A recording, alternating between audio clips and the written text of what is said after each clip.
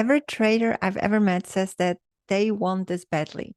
And most of them mean it. But wanting the money and wanting the job are two completely different things. And almost nobody finds it out until they are already sitting in a chair. So today I want to ask you something uncomfortable. Are you sure you want what you think you want?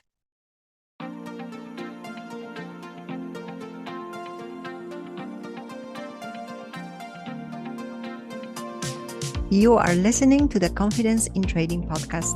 I am your host, Agnieszka Wood, a trading mindset coach and a seasoned day trader with 15 years of experience. In this podcast, we explore the psychology and human element of trading, because how you think and feel determines everything. Together, we explore the layers of compassionate discipline to help you navigate the emotional ups and downs of trading with calm, consistency, and confidence. Whether you are just starting out or you are a seasoned pro, this podcast is your trusted companion, providing support on your trading journey. Get ready to master your mindset and trade like the trader you know you can be. Welcome to episode 84. Why can't I follow my trading plan? And I want to start this episode with a promise that you have probably made to yourself more than once. Maybe you made it even this week. You sit down on a Sunday night and you decide that this is it. This is the week you finally do the work. You are going to journal every trade. You are going to wait for your setups instead of forcing them. You are going to follow your plan, do the reps, and stop improvising in the middle of a session. And in that moment, you mean it completely. And it feels good. It feels like the version of you that's going to make it. Then somewhere around Wednesday, it quietly fades. Nothing dramatic. You don't sit down and decide to quit, but you skip the journal for a day. And then two. You take a trade that wasn't really a setup. You tell yourself that you will get back on track tomorrow. And by the end of the week, you are more or less exactly where you were when you made the promise. Then you do the thing that hurts the most. You turn on yourself. You call yourself lazy, undisciplined. You wonder why you can't just follow through on something that clearly you want this badly. You ask, what's wrong with me? I want this more than anything. So why won't I just do the work? And here's the part I really want you to hear right at the start. It was never about willpower. If it were, the promise would have been enough because you meant it when you made it. Something else is going on underneath, and it's a question almost nobody asks themselves honestly. Not why won't I do the work? The real question is quieter than that and harder. Did you ever actually want the work?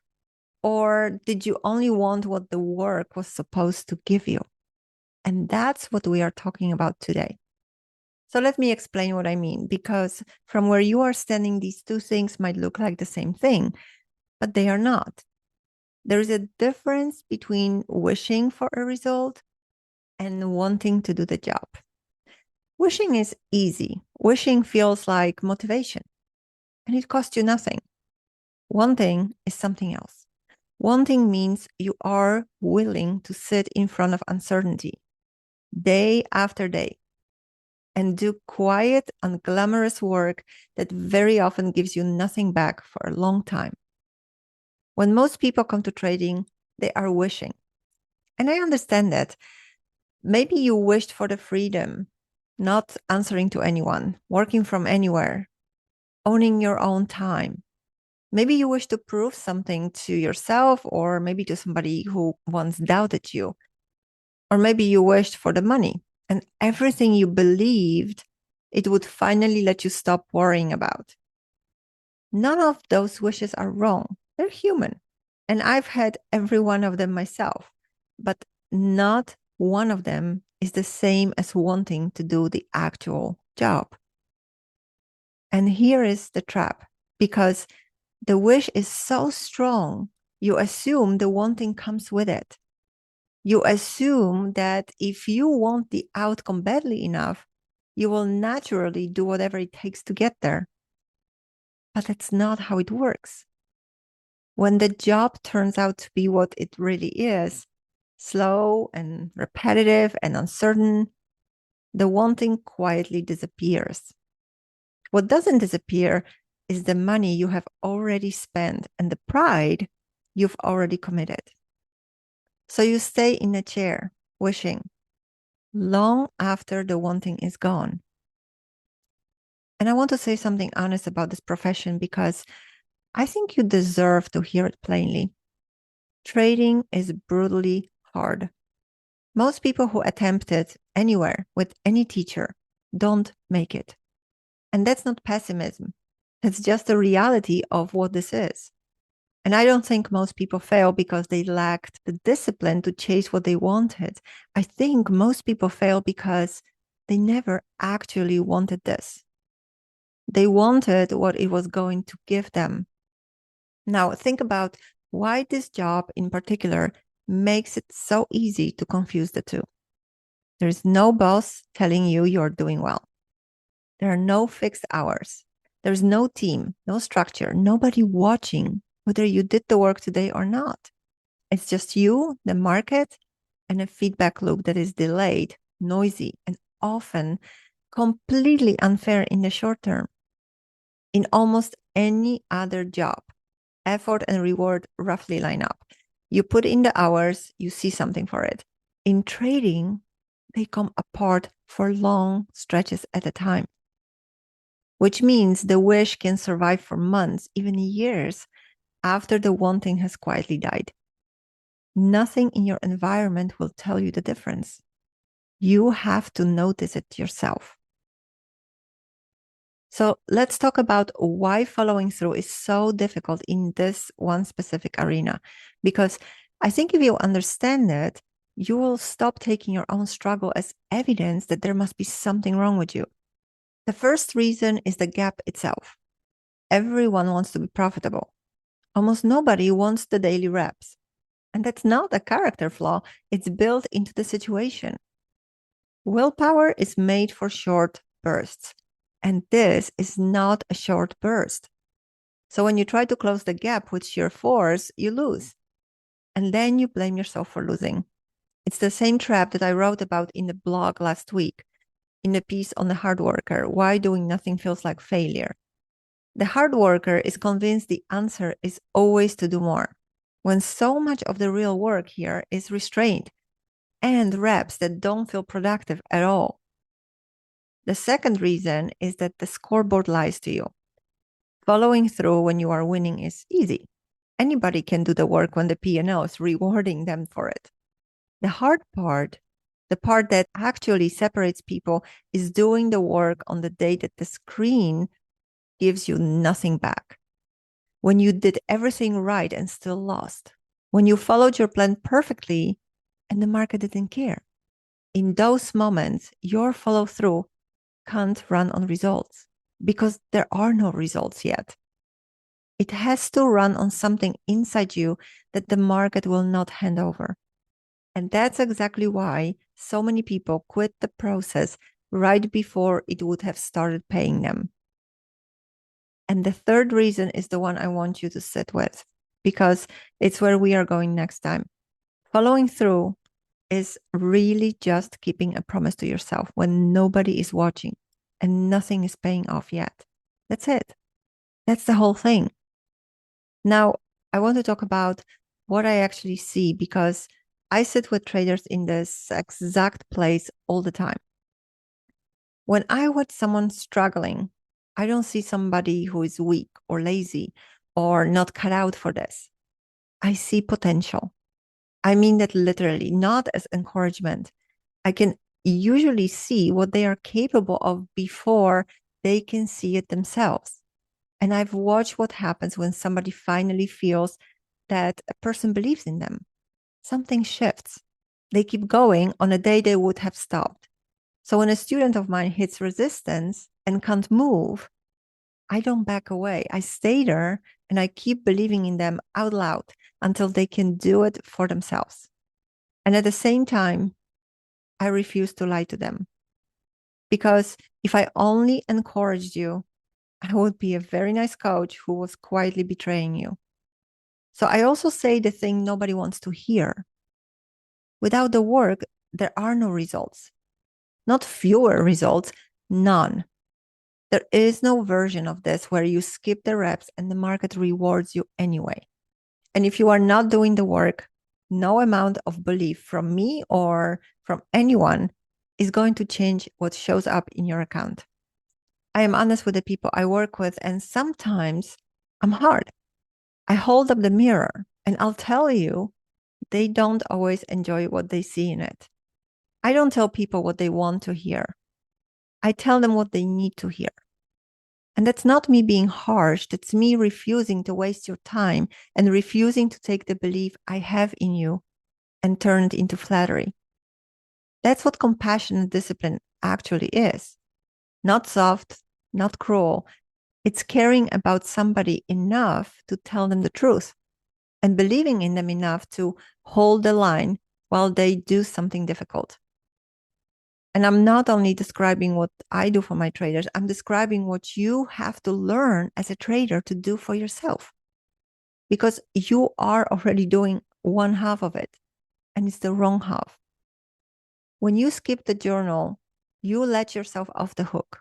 And that feels like kindness in the moment. But then on Friday, you look at your account and you call yourself lazy and undisciplined.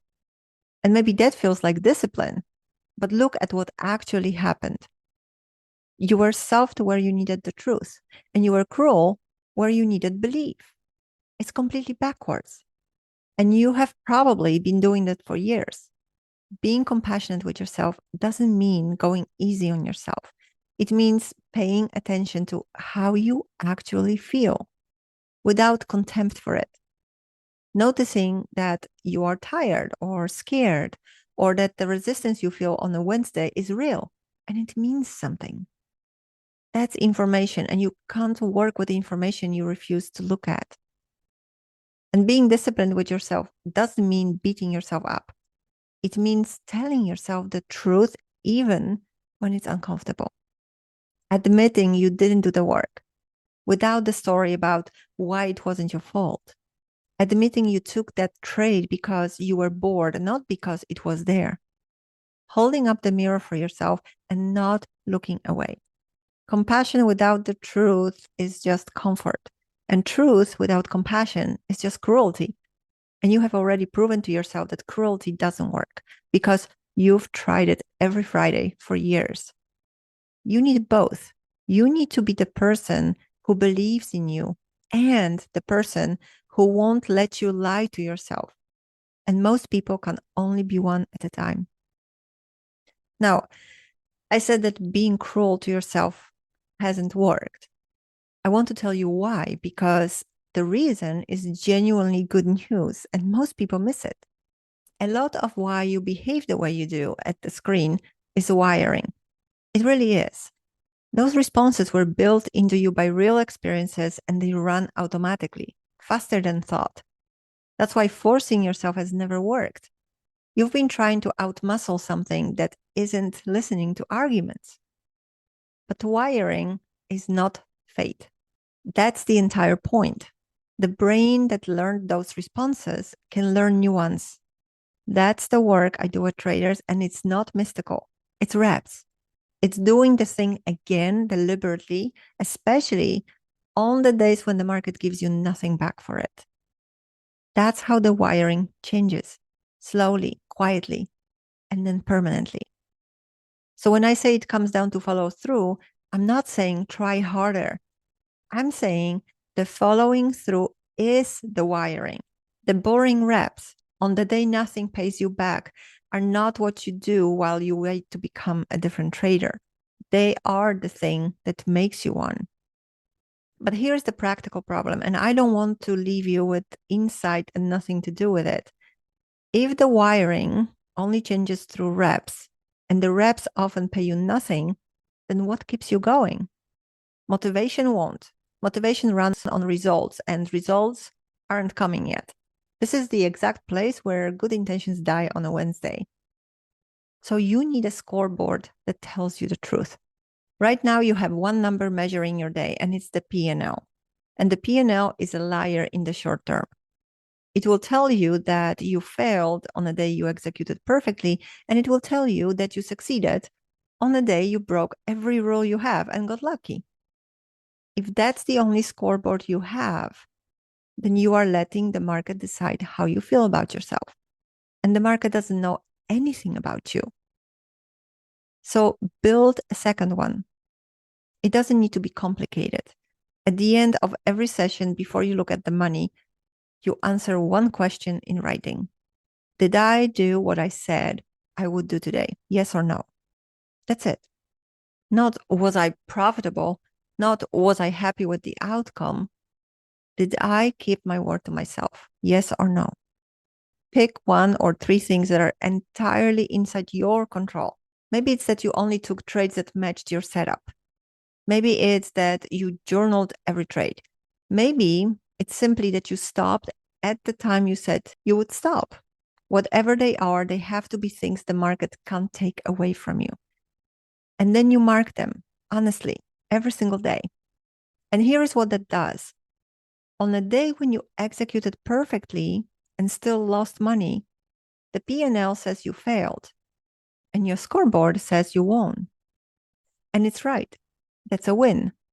And you need to be able to see it because that's exactly the day most people quit. You are teaching yourself that the work counts even when the money doesn't show up yet. That's how you make the invisible work visible. That's how you build follow through that doesn't need the market's permission to keep going. And there is one more thing I want you to notice about that. If you are consistently marking yes, and the results still haven't come, you might have a strategy problem, and that's fixable. But if you are marking no day after day, then you have your answer about wishing and wanting. And no strategy in the world is going to help you until you deal with that. So that's what I want you to do this week. Pick 2 things, mark them every day, and be honest about it because you are the only one who will ever see it. Here's what I would like you to walk away with today. The trader who wishes and the trader who wants are doing 2 completely different jobs.